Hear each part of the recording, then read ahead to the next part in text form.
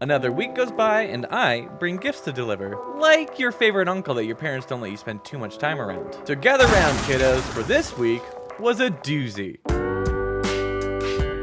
Welcome back, everyone, and for those of you who are new here, hi, I'm Soap. I'm currently making an FPS roguelike game about shooting all of your problems because there's nothing a highly condensed beam of pure plasma can't solve. I left off last week with a really good foundation, but with several problems that were affecting my ability to see how the game would actually look in practice. So I made it my goal this week to really pull together the core identity of my game. Now, some might say this was maybe a mistake. Hey Soap, maybe you should work on the core game loop before you work on anything else. And to that I say, where was I? Right, let's start with Monday. I woke up Monday at the crisp early light of 10 a.m. to the sounds of birds chirping and the endless construction going on. I chugged 3 Mountain Dew kickstarts and slammed my head into my keyboard for 8 hours until I could finally understand the issue of why my bullets had haphophobia.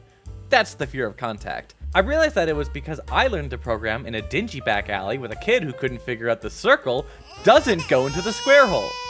Here's the issue. When I was making my bullet system, I used a joint raycast and projectile flow that shot out a ray and told my bullets where to go. Using that ray, I also calculated a point of spread pre-baked into the projectile, based on not the start, but the end of the ray, which means that ray hits a point and that bullet needs to always hit its spread no matter how close or far that ray point is. Here is a helpful graphic given to me by one very smart person in the Unity Discord who was helping me out on this issue. Thank you. As we can see here, the spread is a constant, but the point of the ray is not, so the bullets have a wider range to go when the ray hits a closer target. This was actually a really easy fix that, honestly, I should have done way sooner. Tuesday was dedicated to my gun system.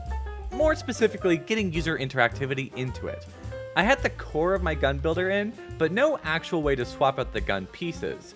So I made a small script that I was able to attach to a collider. When you pressed E on said collider, it would just swap out your guns for you. Now, the name of the game right now is Feedback. Polish, polish, polish. That's why I went and borrowed the interact pop-up from Borderlands, and now players can see when they interact with an object. But I didn't stop there. I had one way to interact, but I needed multiple ways to interact. So I turned my interaction system into an interface. That way I could slap it onto any other object I need the player to interact with. I made this small box with an opening animation and made it shoot out a gun part. After fixing that, I spent some time making this totally useless confetti animation. But I think it helps the display. Really makes you feel special for opening this box. But it's missing something. What could it be? Hooray! It's perfect. With Tuesday now behind us and only 2 days left in this week, I actually started to panic. I didn't think I'd have anything cool to show you guys, as neither a box with confetti or a fixed bullet spread are too interesting. And that's when I had an idea. Borderlands is my main inspiration for this project. As you may already know, I clocked in an additional 20 hours since starting this project. But the Borderlands series is known especially for one thing: its look. Borderlands uses a style known as cell shading. This is what makes the game look like it's straight out of a dingy 90s comic book. But weirdly enough, I didn't want to take inspiration from Borderlands here. Not many people know this, but I had a very weird relationship with video games growing up. I never had consoles of my own and only ever played the old Super Nintendo that my family had collecting dust until one Christmas, my parents brought home a GameCube for the family. The console came with a single game for it: The Legend of Zelda, The Wind Waker. This game absolutely dominated my life. I loved the cartoony graphics, the humor in the animations, the characters, and the story. This, to me, was what a Zelda game needed to be. So I ripped off its visual style for my own game. I watched a few tutorials on learning the shader graph for Unity's universal render pipeline, and watched this video on Wind Waker's cell shader in order to put together my own small shader. Here it is on some primitive shapes. I then watched a video from the game dev guide on how to make outlines using Unity's old post-processing stack, and had to update it for the URP. So here are some objects with the outline. I was testing with the Fortnite rarity colors, and I think it turned out pretty well.